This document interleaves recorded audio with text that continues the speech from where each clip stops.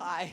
Hi. I know you're a gamer, and I think so, right? Yeah. Yeah, I thought so. So, what was it like to be in this kind of ultimate gamers movie? Of course, the stakes are very high, but was it fun? Or a lot of those things weren't there on set, I realize, but just kind of really being in the game. And secondly, what's your favorite game right now?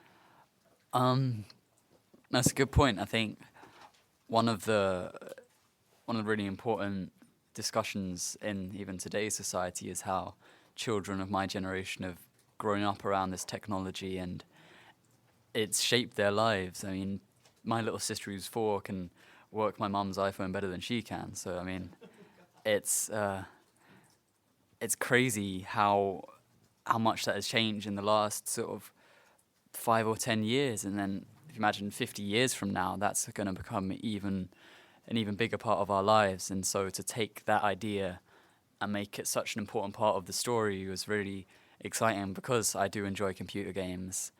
Being able to take some of that knowledge of mine and give it into my performance was something new. Yeah. And favorite game now? My favorite game at the moment is this game called Dota 2. You might know it. It's a PC game, but yeah. Hi. Can you tell us about your audition? What did you have to do, or a little bit more about that?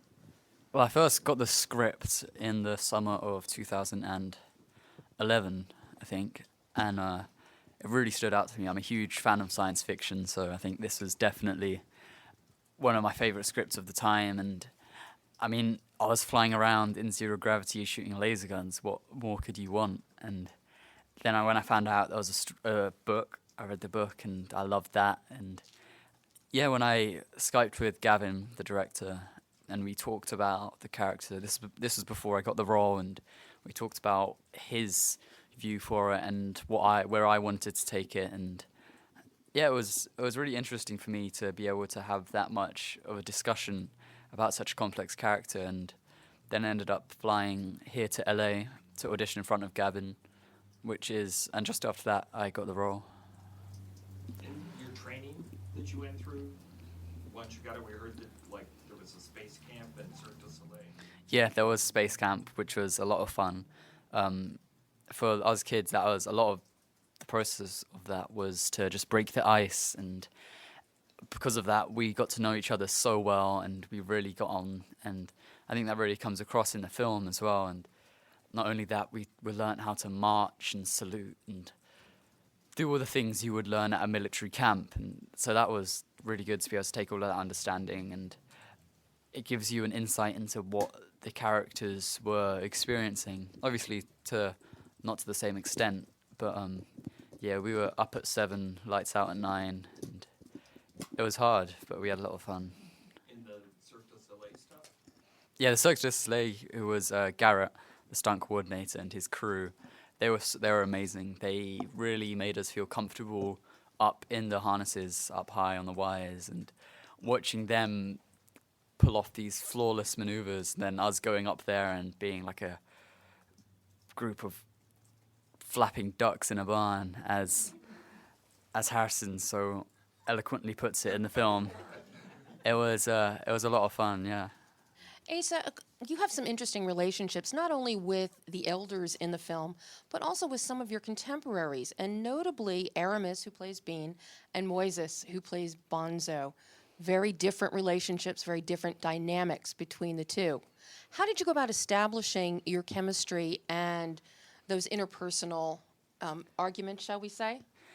Yeah, in terms of my relationships with a lot of the adult characters, when I was working with Harrison, it wasn't like a verbal agreement, but we both understood that because there was this constant tension between our characters, we couldn't, say, cut and sort of go, sort of act all normal. We had to keep an essence of that relationship in our characters off screen, which is really important. And I think a lot of that is what helped me develop my character. I wouldn't say it was method, but it was definitely a lot more in-depth than I've done before in terms of acting. And with the other kids, I mean, we all were such good friends by the time we started shooting, even, that because of that, it allowed us to trust each other more, to push the dynamics of the relationship to places which you might not be able to do had you not trust that person.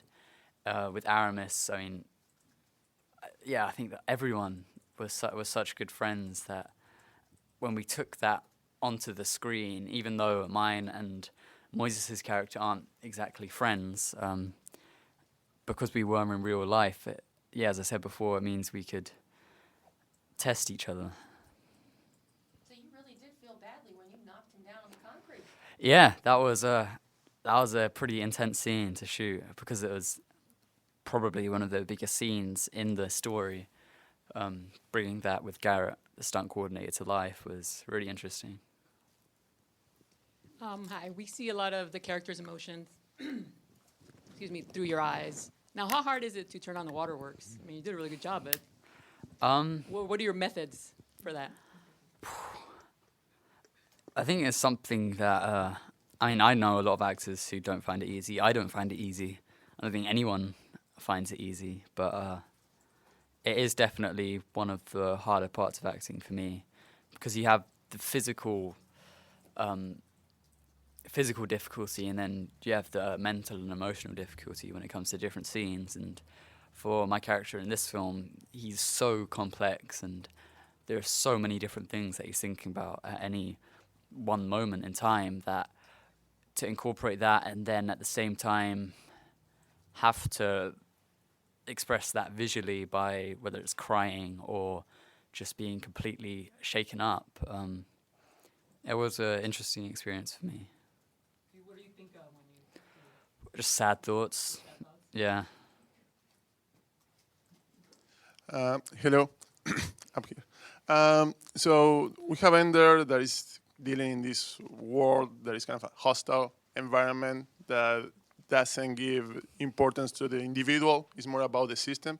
I want to ask you if you, as an actor, ever felt something like that working in Hollywood, and how you personally deal with pressure and expectations like Ender does.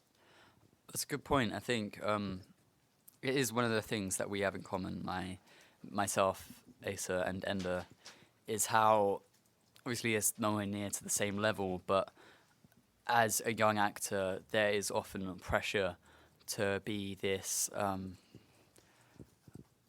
be this star and to be in the limelight. I think what's really helped me stay away from that is simply living in London, which allows me to, when I'm not here filming or doing press, I'm just like any other 16-year-old. I play football, I hang out with mates, I listen to music. It's not changed my life back at home as much as a lot of people think, and I do think that's really helped me become a more developed actor. Yeah.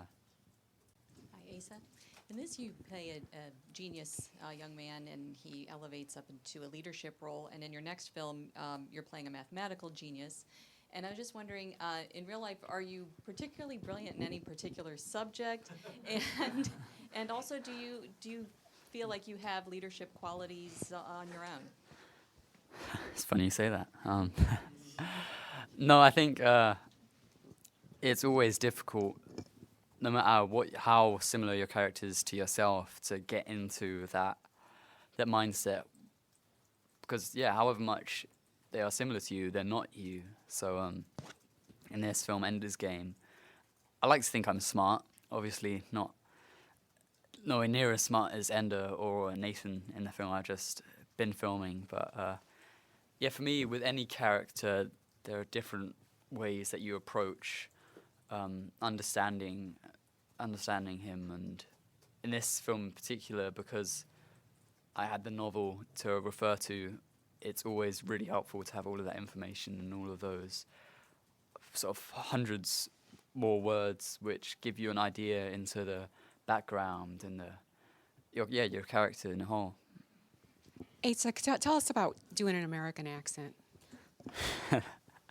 Doing the American accent, I'd never done an American accent in a film before. This is the first time I'd done it, and for me, during the audition process, I had someone working with me, and I think at that point in time, I'd developed the accent for the words on the page rather than the accent to be able to speak it as though you were an American. And when we started filming, Jess Platt, the accent coach, really helped me understand, rather than just the words in the film, the sound, so that you could take it into any situation, any conversation, and improvise and still have a believable American accent. And one of the things that also helped that is being surrounded by crew and cast that was all from the States, even though it was Louisiana, so they had a pretty southern drawl. But it was interesting for me, yeah.